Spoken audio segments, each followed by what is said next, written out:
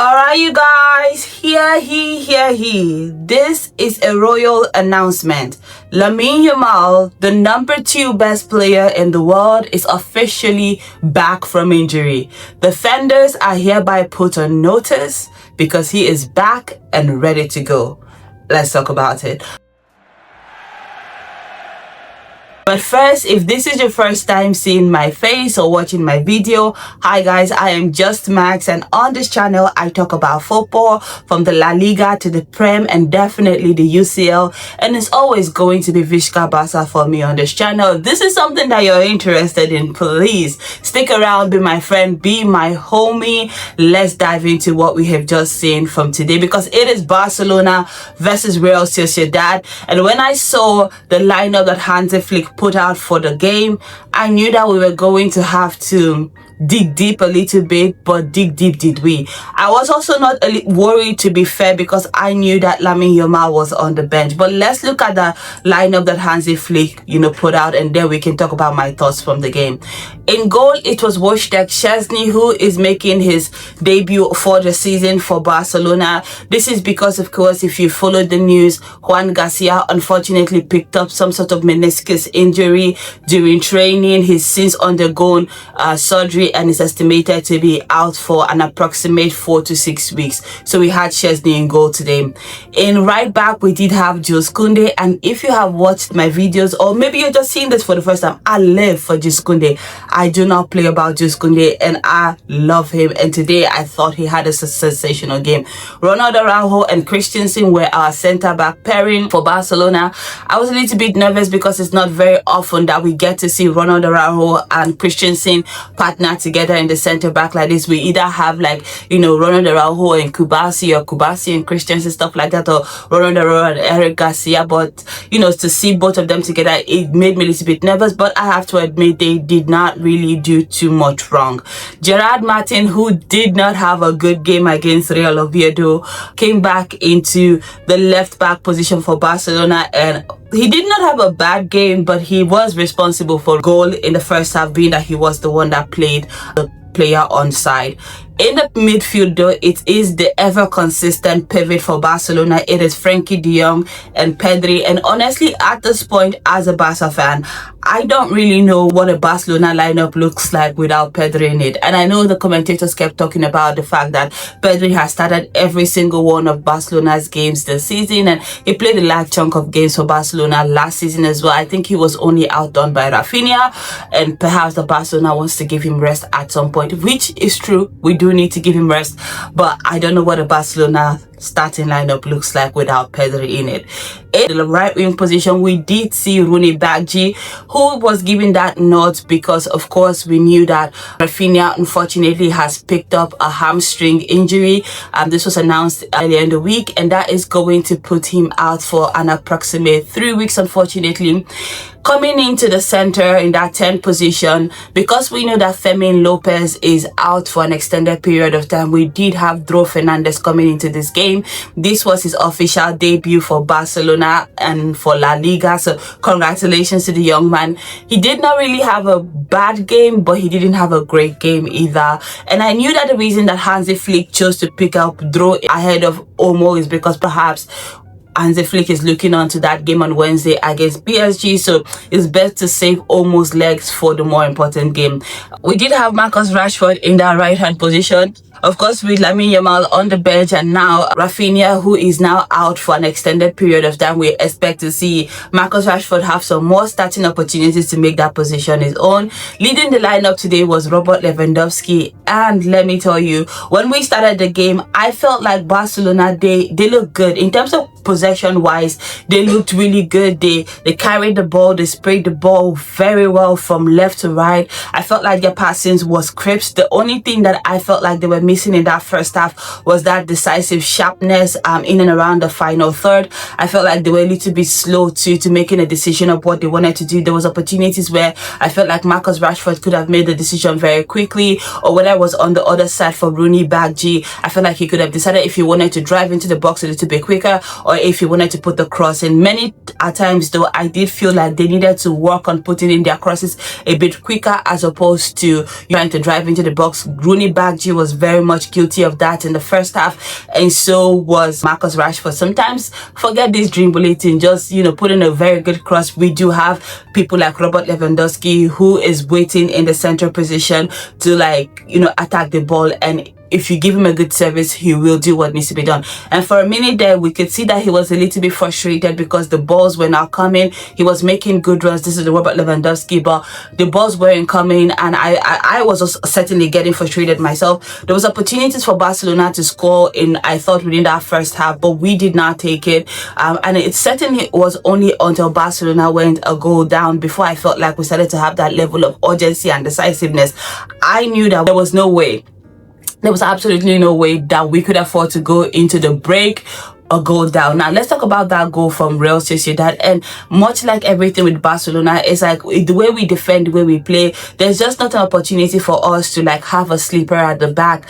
It was a situation where Barcelona defense did not do what needs to be done, and it was just the first opportunity for Real Sociedad to actually attack Barcelona. I can't even fault it. It was a really, really well worked team goal from Real Sociedad. Initially, when I saw the player, I felt like, oh, that's definitely going to be offside. But watching the replay and seeing that Gerard Martin did not drop off when his teammates dropped off, it just made me feel a little bit bad. So that was the only thing that I felt like Gerard Martin did in this game that wasn't up to par. Otherwise, I would have said he had a very good game, but he did not drop off when everybody else dropped off, and definitely he played Alvaro Oriendo Zola onside for that goal on the 31st minute. But again, the response from Barcelona is something that I really appreciated. I appreciated the fact that they were able to pick up their shoulders and get back to business as usual. You didn't see them slouch, and honestly, as a Barcelona fan myself watching this game, I was not really bothered by it, because this is something that I've come to see from Barcelona this season. It's almost like I'm like, how dare you score first? Because if you score first, it's not a guarantee that you're going to win the game against Barcelona. We've seen this against teams like when we played against Levante, and I'm forgetting another team that we saw this against, but scoring first does not guarantee you a win against Barcelona. And having that kind of DNA, honestly, is just giving us a level of impetus to just relax. Everything is going to be okay. I did feel like though this game was a little bit too much for him in that first half. It's not because he was doing anything wrong per se. The kid is 17 years old, playing against grown men in the middle of the pack in a match that was highly physical. I felt like he was just a little bit out of depth. This was perhaps not the best match for him to make his debut. So in the first half, I kept on saying we need to bring in Dani Olmo. I know we need Dani Olmo fresh for PSG, but in a weekend where we finally have an opportunity to go top of La Liga, where Real Madrid dropped points and have given us a glorious chance to leapfrog them in the La Liga standings, surely we wanted to take it. So it's not to say that Dro had a bad game. I just felt like it was giving a little bit of boys to man. That's how I felt from his performance. Like, he was trying some certain things, but every time I felt like he got on the ball, he was getting bullied. There were certain times though that he did do some wonderful things that just let you know that with a little bit more games under his belt, under the right circumstances, that he is going to be a gem for Barcelona. So I lived for him. I loved everything that he did, but I just felt like this game was just a little bit too physical, too technical for him. Less about the technicality, more physical. Rooney Bargi, though, the first time he played for Barcelona, I think that was against Valencia, he struggled a little bit, although I felt like he could have done better. And certainly in this game, he started out a little bit slow, but I felt like he grew into the game. There were certainly moments in that first half where he was turning on the tricks, doing a little bit of dribbles, turning in that Real Sociedad defense inside out. The only thing that I would say that was lacking was that connection between him and Kounde, or him and whoever was in the box, or that final ball into the box. Like, he did a lot of good work in the right hand side that I felt sometimes it just didn't materialize into the final ball that would get us to the goal. That's what we were looking for. So otherwise, a solid performance from Rooney Bargi. And going to Kounde, who got us the goal on the 43rd minute, it was quite at an opportune time too, because I knew we needed to go into the halftime with a goal, and it all comes from a header. Now listen to me, let's pause. I have to say this, Barcelona are getting good at scoring headers just at the right time. We saw them score a header against Newcastle, and today we've seen them replicate it against Real Sociedad. And if you remember everything that happened in that Atletico Madrid versus Real Madrid game, and the fact that Barcelona have to play Real Madrid later this month, or in October I should say rather, this could not have come at a better time. But talking about this goal for Barcelona and how it all comes about, it's a corner kick. It was a very good delivery from Marcus Rashford, very good one. And Kounde suddenly found himself very isolated. The Real Sociedad defense went to sleep. They did not pick him up. And yes, I would say Kounde is not the tallest. Yes, I would say he's not known for his aerial presence. But the way he attacked that ball with conviction, it was very quick, very fast. And even the goalkeeper did not know what happened until it had happened. So I live for Kounde. I love Kounde, and at that moment it was given 1-1. In the second half though, Barcelona were a totally different team, because like I said, Hansi Flick did end up bringing on Dani Olmo, taking a draw at halftime. It's not a bad debut for you, young man. In case you perhaps see this video, you did well. It was just not the right circumstance for you. And immediately Dani Olmo came into the match for Barcelona. It was suddenly a different complexion of a game. I thought that Barcelona had a little bit more going forward. They had a little bit more bites every time that they went forward. It was a little bit with more intent, with more potency. Dani Olmo was making flicks and runs and putting in passes that was just locating the right persons. And I just felt like, again, it just like that last minute of connectivity to like bring it over the top, and Barcelona would have been out of here easy peasy. We did end up seeing Lamine Yamal come into this game, and oh my days, here he Lamine Yamal is back from injury. Because what a way to announce yourself. What a way to let the footballing world know that in your third, fourth year as a professional footballer, you are coming for it. Because listen to me, he comes in into the match for Rooney Baggi, slots himself immediately into that position for Barcelona, and within the first 2 minutes of being on the pitch, he has already provided an assist. He takes the Real Sociedad player to the byline, turns him inside out, puts out a very wonderful cross to Robert Lewandowski, who is just Robert Lewandowski is the greatest scorer of our time. He holds his run as the defense is pushing up forward. He anticipates where Lamine Yamal's cross is going to be. He heads the ball off the post and into the net.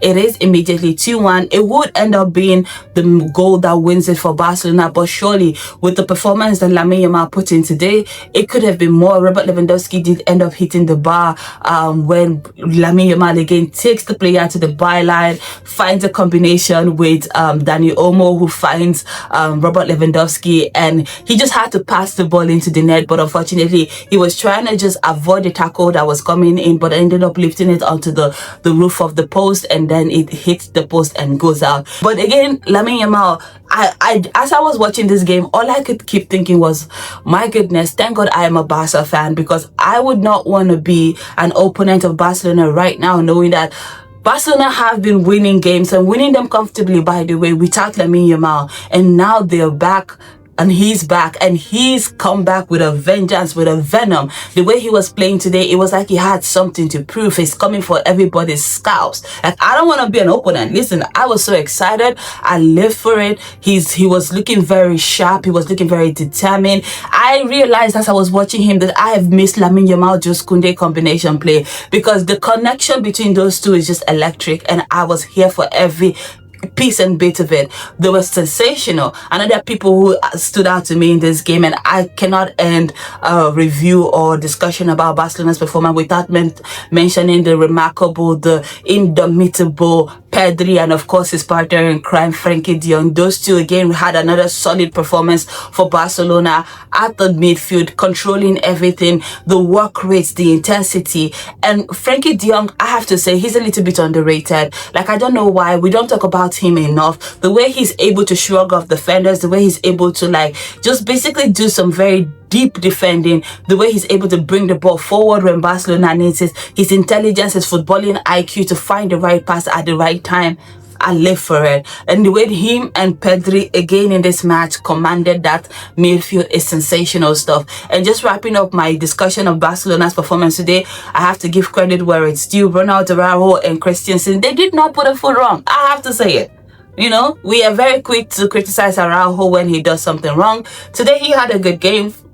Is there room for improvement? Yes, I think so. I think there's room for, there were moments here and there where if Real Sociedad had a little bit more quality, they probably would have scored more goals. But I have to commend the efforts, the recovery runs that they put up when they needed to. Christensen had that one sliding tackle that had to be perfect, or else he would have gotten a red card, and he was sensationally perfect on it, and that kept Real Sociedad contained and ensured that we were able to walk out of the Montjuic with all 3 points today. Barcelona are officially back to the top of the La Liga table,